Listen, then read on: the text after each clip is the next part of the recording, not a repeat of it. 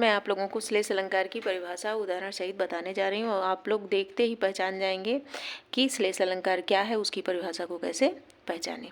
सबसे पहले हम श्लेष अलंकार का शाब्दिक अर्थ देखते हैं क्या है। ठीक, उसमें श्लेष का शाब्दिक अर्थ होता है चिपकना, मतलब एक शब्द से अनेक अर्थ उसके जुड़े हुए होते हैं, वहाँ पर आपका श्लेष अलंकार होता है। लेकिन अगर आपसे कोई पूछता है कि श्लेष अलंकार का शाब्दिक अर्थ क्या है, तो उसको क्या बताओगे आप लोग? चिपकना। चलिए अब इसकी परिभाषा हम देखते हैं।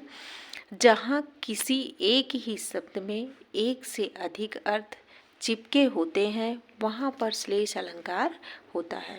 कहने का तात्पर्य यह है कि जहाँ पर एक ही शब्द के अनेक अर्थ जुड़े हुए होते हैं एक शब्द से, वहाँ पर हमारा श्लेष अलंकार होता है।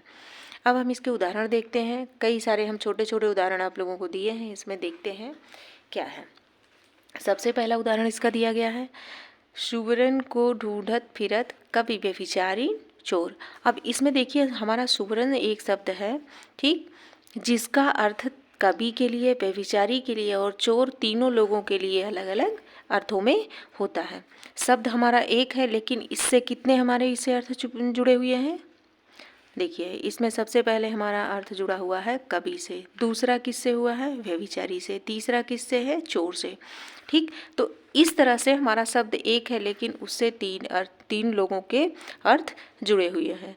तो सुवर्ण मतलब क्या होता है? सबसे पहले सुवर्ण, अच्छा कोई चीज़। ठीक, तो ये कवि के लिए क्या होगा? सुवर्ण शब्द का अर्थ सुंदर वर्ण से या अक्षर से। कवि को क्या चीज़ चाहिए होता है कविता लिखने के लिए? सुंदर वर्ण चाहिए होते हैं, अक्षर चाहिए होते हैं, तब वो कविता लिखता है। तो इस तरह से कवि के लिए क्या है? ये सुंदर वर्ण चाहिए या अक्षर से मतलब है सुवर्ण से। व्यभिचारी के लिए सुवर्ण वाली सुंदरियाँ चाहिए, और चोर के लिए क्या है? सुवर्ण शब्द से अर्थ स्वर्ण से है या सोने से है। इस तरह से हमारा सुवर्ण शब्द का तीनों से अर्थ अलग अलग निकलता है, इसलिए यहाँ पर हमारा कौन सा अलंकार होता है? श्लेष अलंकार। चलिए अगला उदाहरण हम देखते हैं इसमें।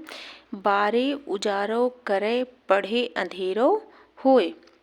अब इसमें बारे से दो अर्थ इसके निकल रहे हैं। बारे शब्द के हमारे कितने अर्थ निकल रहे हैं? दो। पहला तो जैसे पुत्र या पुत्री का क्या होता है? बचपन होता है, बारे। ठीक, और दूसरा बारे मतलब होता है दीपक को जलाना। तो इसके बारे का मतलब दो अर्थों में हो गया, एक तो बचपन में, दूसरा जलाने से। अब बढ़े मतलब, बढ़े का भी दो अर्थ इसमें निकल रहा है। जैसे बड़ा होने पर, पुत्र जैसे बड़ा हो जाता है, बाढ़े मतलब बड़ा होना। और दीपक जब बुझता है उसको भी लोग क्या बोलते हैं? बढ़ना। बुझना नहीं बोलते, बल्कि क्या बोलते हैं? कुछ लोग बढ़ना भी बोलते हैं। तो इस तरह से बढ़े शब्द में भी दो अर्थ चिपके हुए हैं और बारे शब्द के भी दो अर्थ निकल रहे हैं, इसलिए यहाँ पर हमारा श्लेष अलंकार होता है। चलिए अब अगला उदाहरण देखते हैं हम। मंगन को देख पट देत बार बार है।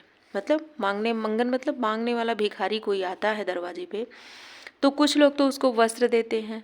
ठीक, और पहला तो वस्त्र के अर्थ में हो जाएगा, और दूसरा पट मतलब दरवाज़ा होता है। तो भिखारी मांगने आता है दरवाजे पे, तो कोई उसको वस्त्र दे देता है दया करके, कोई क्या करता है? अपना दरवाज़ा ही बंद कर लेता है। तो इस तरह से पट शब्द में भी दो अर्थ जुड़े हुए हैं, इसलिए यहाँ पर भी हमारा श्लेष अलंकार होता है। इस तरह से हमारे बहुत सारे उदाहरण हैं जिसमें एक शब्द से के साथ अनेक अर्थ जुड़े हुए होते हैं, वहाँ पर हमारा श्लेष अलंकार होता है। ठीक है, ये हमारा यहाँ पर अलंकार समाप्त होता है। और मेरा और भी वीडियो हैं अनुप्रास अलंकार के, यमक अलंकार के, उपमा अलंकार के, तो आप लोग जाके देख सकते हैं। अगर मेरा वीडियो अच्छा लगे तो लाइक, शेयर और सब्सक्राइब ज़रूर करिए।